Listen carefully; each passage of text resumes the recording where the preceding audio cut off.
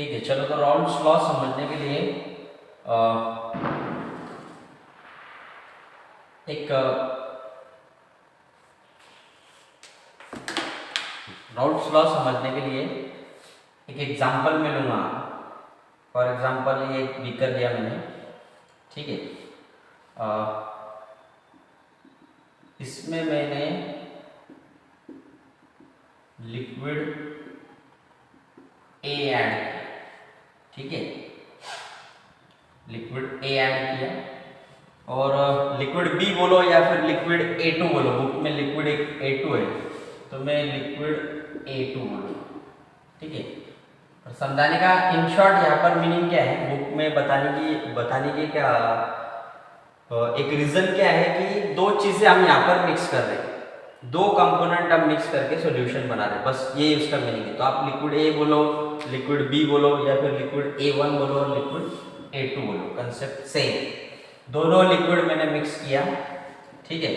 अब ये दोनों लिक्विड मिक्स करने के बाद मेरा बन गया सॉल्यूशन। दो कंपोनेंट मिक्स करके सॉल्यूशन हमने बना लिया, सोल्यूट सॉल्वेंट। अब मैं इसको हीट करूंगा। हीट करने के बाद वेपर्स बनेंगे एक साथ, A1 की भी और A2 की भी। और वेपर जनरेट होने के बाद यहाँ पर वो कुछ वेपर प्रेशर क्रिएट करें, ठीक है, दोनों लिक्विड। तो वो जो वेपर प्रेशर होंगे, दोनों वेपराइज होकर जो वेपर प्रेशर क्रिएट करेंगे, वो वेपर प्रेशर को मैं क्या बोलूँगा, टोटल वेपर प्रेशर, ठीक है। और उसको मैं रिप्रेजेंट करूंगा PT से, ठीक है।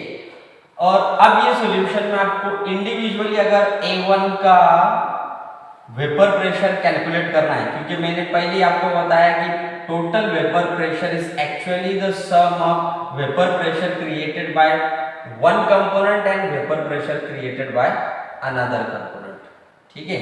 यानी कि यहाँ पर जो कुछ भी टोटल वेपर प्रेशर जनरेट होगा वो दोनों की वजह से, A की वजह से भी और B की वजह से भी जनरेट होगा। तो एक जो वेपर प्रेशर जनरेट करेगा उसको मैं P1 बोलूंगा, B जो वेपर प्रेशर जनरेट करेगा उसको मैं क्या बोलूंगा, P2 बोलूंगा। अब ये सॉल्यूशन में अगर आपको लिक्विड A का वेपर प्रेशर कैलकुलेट करना है तो उसको मैं क्या बोलूंगा, पार्शियल वेपर प्रेशर। तो लिक्विड A के लिए पार्शियल वेपर प्रेशर के लिए मैंने यूज किया टर्म P1। वैसे लिक्विड A2 का अगर आपको पार्शियल प्रेशर निकालना है तो मैंने उसके लिए टर्म यूज किया P2, ठीक है। उसके बाद देखो ये दोनों कंपोनेंट्स है सॉल्यूशन के, ठीक है। और सॉल्यूशन का कंसंट्रेशन एक्सप्रेस करने के लिए एक इंपॉर्टेंट टर्म है मोल फ्रैक्शन। एक इंपॉर्टेंट टर्म है मोल फ्रैक्शन। 11th में हमने इसके बारे में अच्छे से डिस्कस किया कि मोल फ्रैक्शन क्या है, ठीक है। तो ये मोल फ्रैक्शन का यूज करके हम A कंपोनेंट का और B कंपोनेंट का कंसंट्रेशन एक्सप्लेन कर सकते हैं, ठीक है। तो ये लिक्विड A के मोल फ्रैक्शन को मैं रिप्रेजेंट करूंगा X1 से और लिक्विड B के मोल फ्रैक्शन को मैं रिप्रेजेंट करूंगा X2 से। बस अब ये टर्म हम यूज करने वाले, A1 P1 X1, A2 P2 X2, ठीक है। और दूसरी बात, अभी मैंने आपको जस्ट बताया कि लिक्विड A को आप सेपरेट बीकर के अंदर लेंगे, उसका वेपर प्रेशर कैलकुलेट करेंगे, तो मैं उसको क्या बोलूंगा, vapour pressure of liquid A in pure form, और उसको मैं रिप्रेजेंट करूंगा P0 से। तो लिक्विड A1 के लिए तो P0 1 हो गया। और लिक्विड A2 अगर मैं सेपरेट बीकर में लूंगा और उसको मैं अगर वेपर स्टेट में लेके जाऊंगा, उसका वेपर प्रेशर कैलकुलेट करूंगा सेपरेट बीकर में प्योर फॉर्म में, तो उसके वेपर प्रेशर को मैं P0 से रिप्रेजेंट करूंगा। लेकिन A2 के लिए तो मैं यहाँ पर क्या यूज करूंगा, P2। तो देखो वही सारी चीजें अभी आगे हमें राउल्ट्स लॉ मैथमेटिकली समझने के लिए यूज करना है। और उसका राउल्ट्स लॉ की थ्योरेटिकल स्टेटमेंट में मैंने आपको बताई। राउल्ट्स लॉ का कहना क्या है कि partial pressure of any component in the solution is equal to the vapor pressure of that component in pure form multiplied by its mole fraction, ठीक है। और उसको कैसे लिखा है mathematically, P1 is equal to P10 into X1, ठीक है। और P2 is equal to, वैसे जैसे P1 के लिए P1 not P1 not into x1 है, वैसे P2 के लिए क्या रहना, P2 not into x2, P2 not into x2, ठीक है।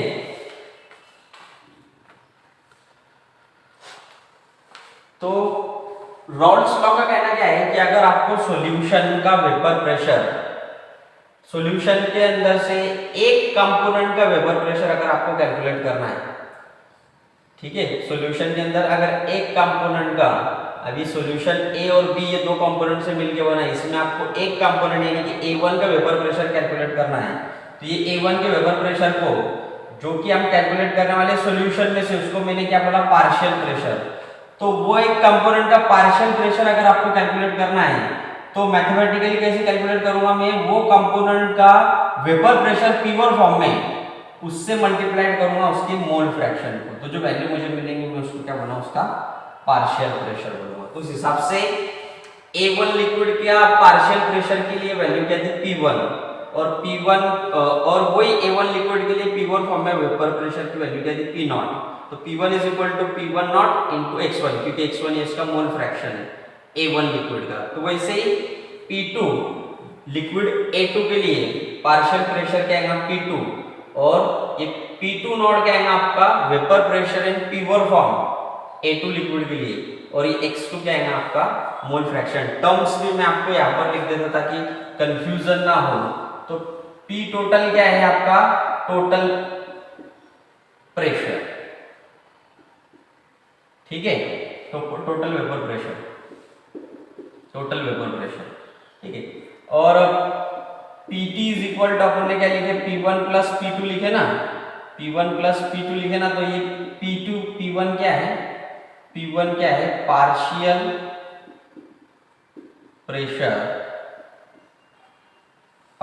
Pressure of liquid A1।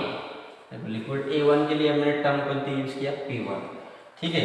और P2 क्या है आपका, P2 क्या है, पार्शियल प्रेशर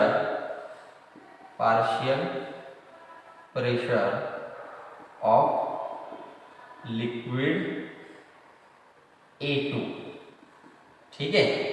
अब P1 कैलकुलेट करने के लिए फॉर्मूला क्या दिया रॉल्स लॉ ने, P1 is equal to, statement का मीनिंग है फॉर्मूला में, P1 is equal to P1 not into x1। अभी P1 नॉट क्या है, P नॉट क्या है, या फिर P1 नॉट क्या है, ये vapour pressure of component A in pure form,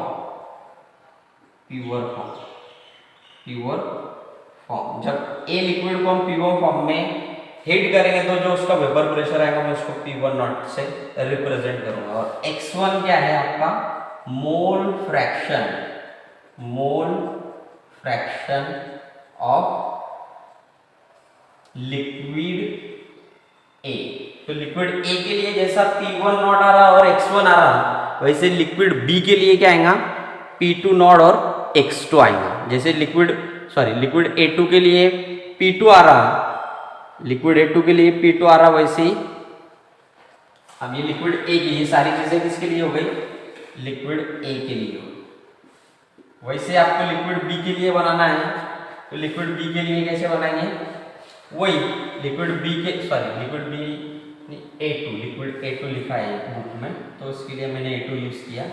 तो A2 के लिए ये P2 हो जाएंगे, partial pressure of liquid A2, उसको मैंने रिप्रेजेंट किया P2 से, क्योंकि बाद में हमने ऐसे लिखा ना, P2 is equal to P2 not into x2। ये P2 नॉट क्या है, P2 नॉट और P2 0 is equal to vapour pressure of component A2 in pure form, pure form में उसका क्या वेपर प्रेशर है, उसको हम रिप्रेजेंट करेंगे P2 से। और x2 क्या है ना आपका, मोल फ्रैक्शन, क्या है ना, मोल fraction of liquid A2, mole fraction of A2। एक लिक्विड के लिए P1 यूज किया, दूसरे लिक्विड के लिए P2 यूज किया। एक लिक्विड के लिए P1 0, दूसरे लिक्विड के लिए P20, एक लिक्विड के लिए मोल फ्रैक्शन x1 और दूसरे लिक्विड के लिए मोल फ्रैक्शन x2। ठीक है, देखो कंफ्यूजन अगर हो रही होगी तो उसको वीडियो को पॉज करके वापस आप रिपीट देख लेना, बात और ज्यादा आपकी क्या हो जाएगी क्लियर हो जाएगी। ठीक है, स्टेटमेंट देखा, उसका मीनिंग देखा। स्टेटमेंट क्या था कि आपको अगर पार्शियल प्रेशर कैलकुलेट करना है एक लिक्विड का तो वो कैसे कैलकुलेट करेंगे, which is equal to P1 is equal to, अभी हमने लिखा था P1 इज इक्वल टू, अगर P1 का वेपर प्रेशर पार्शियल प्रेशर आपको कैलकुलेट करना है तो कैसे कैलकुलेट करेंगे, P1 is equal to vapour pressure of that liquid in pure form into और multiplied by its mole fraction।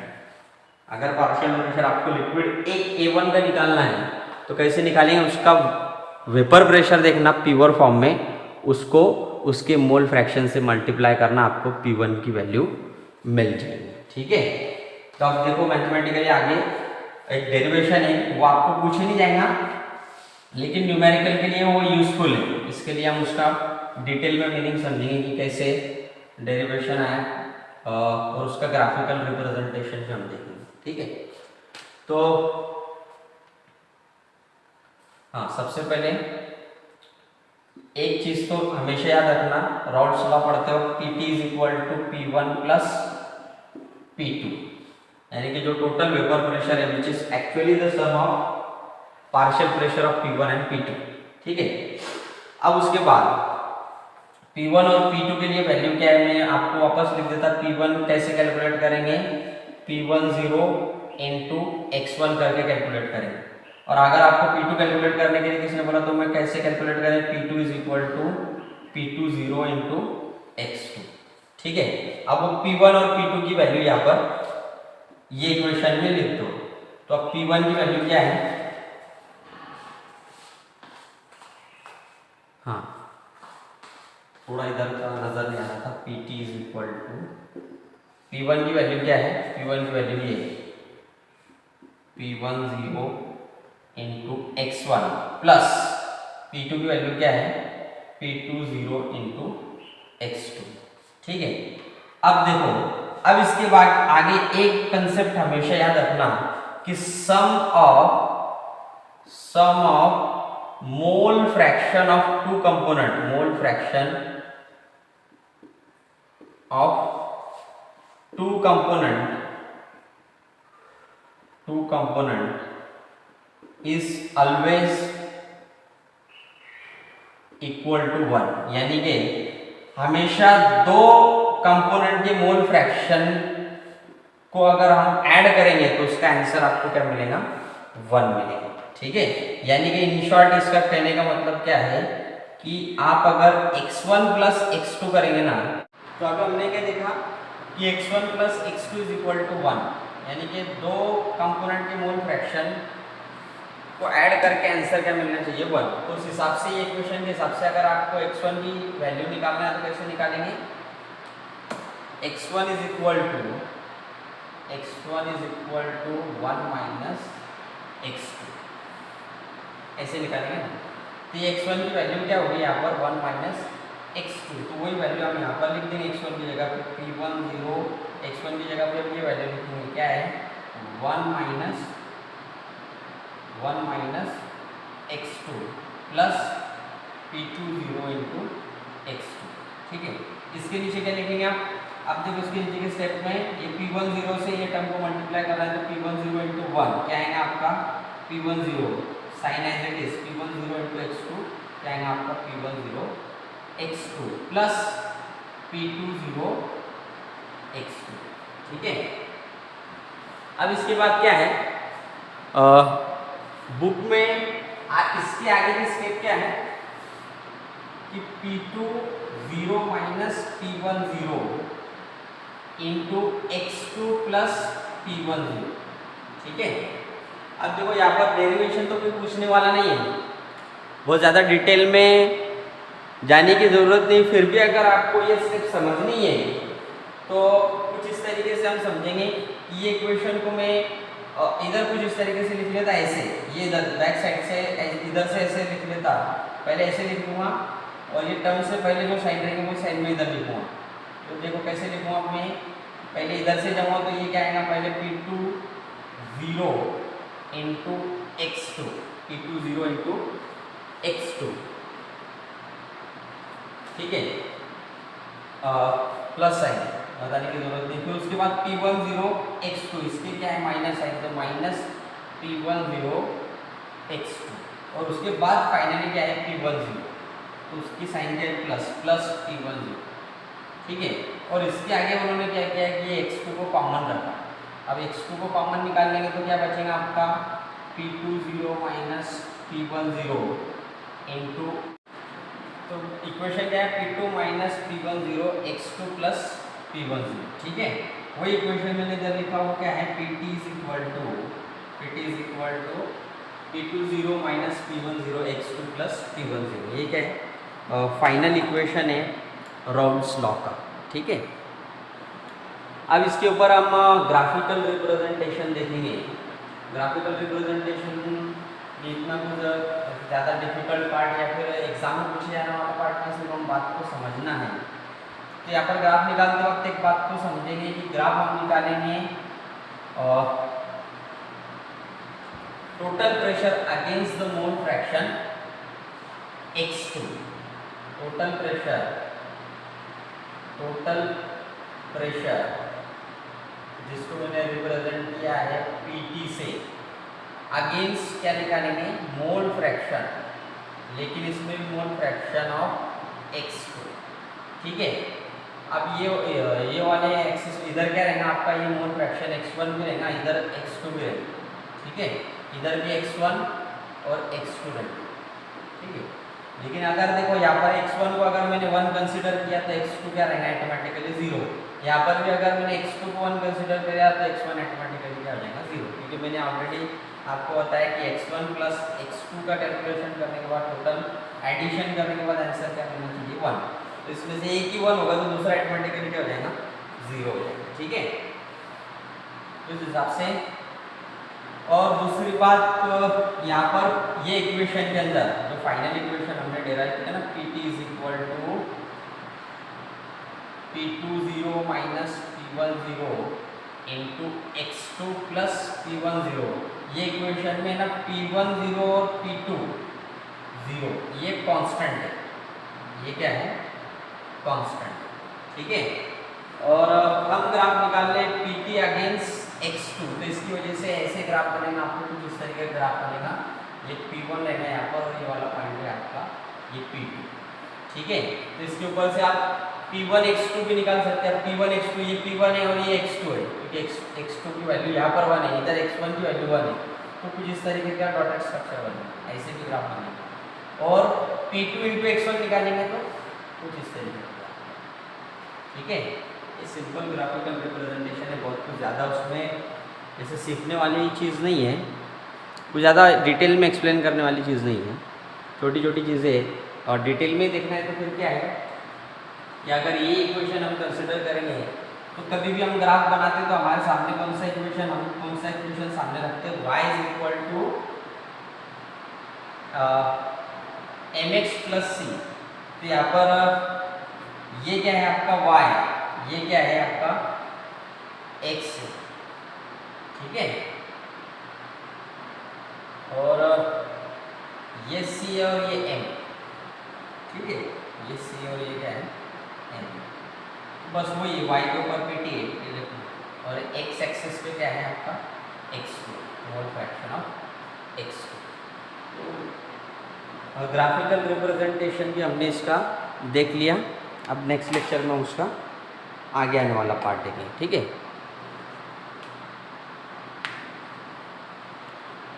Thank you.